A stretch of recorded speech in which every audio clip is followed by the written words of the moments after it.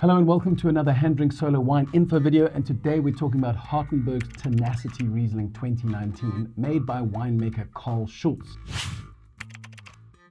Carl has been the winemaker and cellar master at Hartenberg since 1994. That's just shy of 30 years in order to get to know the land and to get to know the vines, and just less than 30 vintages to really hone and improve and sharpen his winemaking and cellar processes. Equally importantly, he spent a long time working alongside the estate viticulturist Wilhelm Joubert, who really is one of South Africa's pioneers when it comes to regenerative viticulture. But rather than talk about their regenerative viticulture now, I've left a link in the text next to this video through to another video that I made focusing on all the work that Hartenberg is doing in the area of regenerative viticulture. They really are global pioneers in this area. The estate of Hartenberg is laid out over the hills of the Bottleray ward in Stellenbosch. The history of the estate goes back 330 years, with the first vines being planted as far back as 1692. So this makes it one of the oldest estates in Stellenbosch. Another little bit of interesting history comes in about 1948, when the estate was bought by Dr. Maurice Finlayson, who was quite a famous doctor at the time. Dr. Finlayson had two sons, Walter and Peter. Now, Walter made wine at Hartenberg for a while. Peter went on to become one of the pioneering movers and shakers in the wine scene in Walker Bay. Not only was he the first winemaker at Hamilton Russell, which made him the first winemaker in Walker Bay in general, but he also then went on to found his own estate, Bouchard Finlayson, and he did some incredibly pioneering work with Sangiovese in Walker Bay. He wasn't the first one to work with Sangiovese in South Africa, but he definitely was in Walker Bay. Both Hartenberg and Schulz have a long, rich history with the cultivar of Riesling. Hartenberg bottled their first Riesling bottling in 1984. That was a whole 10 years before Carl even arrived at the estate.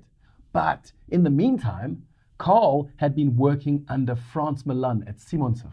And Frans Malan is considered to be the father of Riesling in South Africa. He was certainly one of the first people to bottle Riesling on its own in the country. This meant that when Carl arrived at Hartenberg, he arrived in an already privileged position of experience with the cultivar. So Carl's history and Hartenberg's history together made for a very formidable, strong base from which to really explore the versatility of the cultivar in South Africa. And they have done so and then some. They have a stainless steel fermented Riesling, which is made in a dry style. Then they have a noble late harvest Riesling, which is essentially a dessert wine made from Riesling that has been partially botrytized.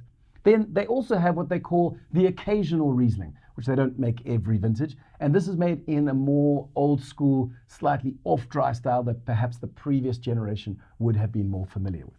But there's more, because the wine we are talking about today is none of those three. Today's wine is the Tenacity Barrel Fermented Riesling 2019, and it's made in very limited quantities. Only 519 bottles were made of the 2019 vintage. When we take a sniff, we get a number of categories of aromas off this wine. The first one is, unsurprising, the fruit category, where we get fairly classic notes of peach fruit and some quite vibrant orange sherbet. And then, because it is a barrel fermented Riesling, there are also those oaky notes in there. There's a touch of vanilla, some quite delicious smelling butter toffee, and even a gentle little hint of cinnamon. Finally, it's a 2019, which means it's been in the bottle 4 years. There is a hint of tertiary in there as well. Tertiary just means that you're smelling things that are developed over time in the bottle. So this is a 2019 vintage, so it's had 4 years in the bottle, and as a result, we smell some fascinating little additions. There's a really lovely, almost darker burnt honey note in there, and then also that hint of beeswax, which we've associated with Riesling. Now, this is partially a tertiary element that appears on a lot of white wines, but it also is connected to that controversial compound that is common to Riesling, which is trimethyl dihydronaphthalene.